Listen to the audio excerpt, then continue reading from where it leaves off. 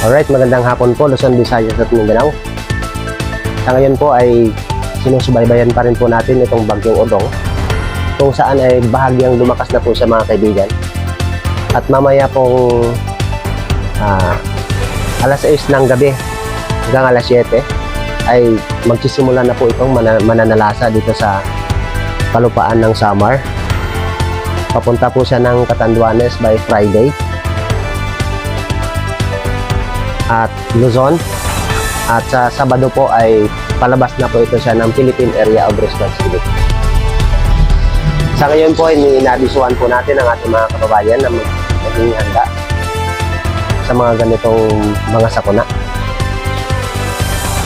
Mag-prepare po tayo ng ating mga pagkain, mga tubig para po sa ating safety.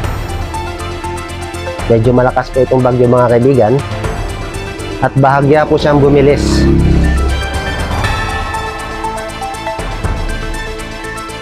Tinatayang aabot lang po siya ng 1 o 2 araw na mananalasa rito sa kalupaan ng Pilipinas at lalabas na po siya ng Area of Responsibility sa Sabado.